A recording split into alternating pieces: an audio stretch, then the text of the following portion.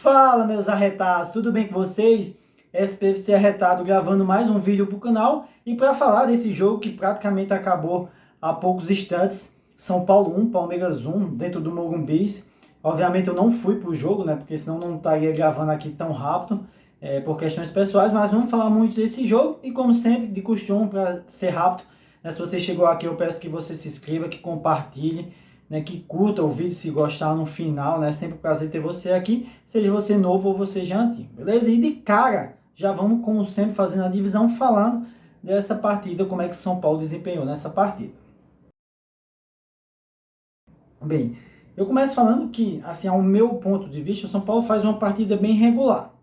E esse regular, ele passa pelo seguinte: se você fosse olhar em futebol, é interessante por isso. Se você fosse olhar por bola, por futebol, né, por conjunto ali, por que demonstrou na partida toda, se tivesse um vencedor, para mim era o Palmeiras, né? Um time que, nas chances que teve, trabalhando a bola, né, teve mais chances do que o São Paulo. Só que o São Paulo retraído, quando tinha a possibilidade, o São Paulo chegava teve as chances mais claras. Então, em termos de chance efetiva, o São Paulo seria vencedor. E talvez pelo futebol jogado e pelas chances nesse equilíbrio, por isso que a partida terminou em empate. Mas no final, para mim, o São Paulo faz uma partida regular. Para você entender um pouco, né, do que eu penso e do que foi, vamos direto para a escalação. Então a escalação, como sempre eu deixo aqui, e é muito interessante sempre deixar a escalação aqui, acho que é um dos poucos canais que fazem isso, porque se você não viu o jogo, você vai ter uma noção interessante. E o que chama a atenção nessa escalação é o Carpini entrar com 3 zagueiros. É interessante observar que acho que depois daquele, né, tricampeonato que a gente ganhou, que foi com 3 zagueiros, né, com o Muricy, volta e meia, né, os torcedores sempre pedem 3 zagueiros, e até porque nesses últimos tempos o São Paulo teve os zagueiros melhor do que os laterais. Então, eu acho assertivo, né, o Carpini entrar com 3 zagueiros, eu até já pedi algumas vezes aqui, só que dentro de um clássico, com um time muito bem treinado com o Palmeiras, eu não sei se essa é a melhor oportunidade. Na verdade, assim, falando com certeza, eu acho que isso não é a melhor, isso certamente não é a melhor alternativa, né, a melhor ideia. E assim foi, né? Você volta com o Diego Costa, que foi bem seguro até ali na zaga, mas você perde muito na qualidade de passe. O Ferrares, que tinha feito uma partida muito boa com o Inter de Limeira, jogou hoje também, mas assim, no esquema de 3 zagueiros fica limitado. E o meio de campo tem que ter cuidado também para não perder peças no meio de campo, onde o Palmeiras é muito forte. É óbvio que eu não vi a coletiva ainda, como eu falei da questão de gravar o vídeo rápido, mas com certeza o Carpini vai falar que espelhou, que essa é uma moda, né? De os técnicos dizer que espelhou, só que o Palmeiras já joga assim mais quase um ano. Desde o ano passado o Palmeiras joga assim. Então não dá para comparar. Para mim é aí um erro do Carpini. Então, com base nessa escalação, a gente vem falar sobre como foi a partida. A partida, e aí, como eu já falei um pouco até dessa escalação, ela não funciona, porque o Palmeiras, com esse esquema de 3 zagueiros, tem mais controle de bola. E no início do jogo, o Palmeiras começa a chutar bolas, o Rafael faz uma boa defesa, tem uma bola cruzada também que há um desvio de cabeça do Palmeiras, que quase abre o placar. Então, quando eu falei de futebol, que talvez tivesse um ganhador de futebol, de criando jogadas, é isso. Se o Palmeiras abre ali o placar, provavelmente o São Paulo talvez não tivesse poder de reação. Então, até os 20 e poucos minutos do primeiro tempo, o Palmeiras dominou totalmente o jogo. E até que numa saída lá, pressão, mérito aí do time, da filosofia do Carpini, pressão, uma saída jogada errada, o São Paulo até erra ali, o Lucas não vai dominar, o Alisson recebe, bate, faz o gol, o São Paulo faz 1-0. A partir daí, o Palmeiras se perde um pouco. O São Paulo controla ali, teve até algumas chances, né, durante o jogo, mas acabou 1-0 e vai para o intervalo. No segundo tempo, o que ocorre no primeiro tempo ocorre no segundo. O Carpini não muda, o São Paulo leva, acho que mais de 20 minutos e não consegue, assim, até uma vergonha falar isso, o time não consegue tocar 3 toques seguidos na bola.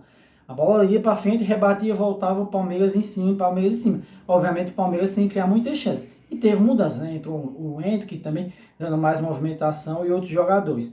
Até que sai o pênalti. Um pênalti que para mim é até duvidoso. Você vê nas câmeras que o Rafael soca, hora você vê que tá junto com a bola, hora não tá. Enfim, duvidoso, mas dá para se dar o pênalti. Foi dado o pênalti.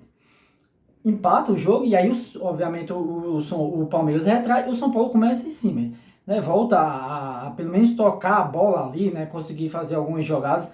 A mudança também, né, tira Luciano já praticamente sai ali no lance, que é o lance que eu vou falar, que é um lance muito, que vai gerar muita polêmica, que é o lance do pênalti. O Ferreirinha vai pela direita, faz o cruzamento, o Luciano recebe, e assim, na jogada tão rápida, não dá nem para perceber que pode ser um pênalti. Quando vai pro VAR, para mim é uma jogada totalmente semelhante ao do goleiro Rafael. Você tem dois jogadores ocupando espaço, a diferença é que o goleiro Rafael chega atrasado e acerta o jogador com a mão, já o Piquerez chega atrasado e acerta na perna do Luciano. O juiz demora grande, o juiz vai e não dá o pênalti. Então, para mim, nesse aspecto, o São Paulo vai prejudicar.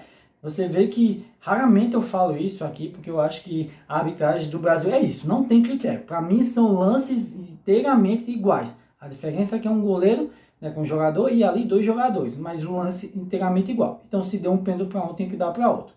Tá? E aí não deu, o Luciano sai, começa o São Paulo mudar, né? Entra o Michel Araújo, entra o Eck também, começa a dar um pouco mais de movimentação, só que o São Paulo vai voltar só a entrar no jogo quando entra o James Rodrigues, porque a qualidade desse cara é indiscutível. Né? E a bola no pé dele, ele começa a fazer inversões, e aí o Eck de um lado, o Michel Araújo do outro, o São Paulo tenta chegar, né, pelas pontas, mas sem centroavante, é uma dificuldade grande. E você viu o Lucas, e isso é acho que uma dificuldade do Carpini, a gente já falou, demora muito a mexer. Como eu falei, nos primeiros 20 minutos do segundo tempo, o São Paulo não toca na bola. Ele espera até o São Paulo levar o gol para mudar. Depois você vê o Lucas, né, que correu feito um louco, se matando ali na frente. Ele podia ter trocado pelo menos para alguém para dar uma movimentação maior, porque o Lucas estava cansado. Ele não fez isso. E aí o São Paulo, por mais que gira a bola, por mais que o Ramos comece a fazer a jogada e trabalhar, o São Paulo não consegue chegar. Só chega numa bola, que é numa tabela do Ramos Rodrigues e o Aço, mais uma vez, que para mim, melhor da partida do São Paulo, entra da área, acho que de frente pro gol, talvez um gol, uma possibilidade de gol tão boa quanto aquele fez o gol, só que na hora dele chutar, ele tira muito do gol do Palmeiras e a bola não entra. E esse foi o lance, as imagens de perigo que o São Paulo tem condição de fazer no segundo gol. Não fez, né? Enfim, 10 minutos de acréscimo, mais uma vez o Lucas morrendo, correndo pro lado, o Carpini não muda, isso é um absurdo, ao meu ver, e acaba o jogo, né, com 1-1. E finalizando o empate no choque rei. Agora, como sempre, né, falar o que foi de bom e o que ruim que eu vi de São Paulo nessa partida. Então, de bom, não tem como eu esquecer isso, mais de 55 mil, maior público, a torcida, mais uma vez, né, faz um show, como eu disse, não fui no Morumbi, mas se eu tivesse, eu ia ficar decepcionado, porque eu vi pouco futebol do São Paulo, como eu falei, um partido bem regular ali. Outra coisa de bom também que pode citar o James Rodrigues, né, entrando, dando movimentação, né, com os passes, tranquilidade. Eu acho que se montar um esquema ali realmente que ele possa trabalhar bem, não tem como esse cara não ser titular, e aí vai ter que deixar alguns caras de fora, vai ter que mudar esquema, não tem jeito. Então esse é o de bom. O de ruim para mim, o Carpini, mais uma vez, por mais que os corneteiros venham aí de plantão, porque assim, demora muito a mexer, então assim, eu não sei se é a percepção de jogo dele, ele demora muito a mexer, tanto quando volta do segundo tempo, que eu acho que já está sendo uma característica dele, que ele dá um tempo a mais para ver se os jogadores vão entender ou vão mudar o aspecto. Só que todo mundo está vendo nito que os jogadores não mudam ali, né? Sua forma de jogar, pelo menos naquele jogo, e ele demora muito a mexer e tem que levar um gol.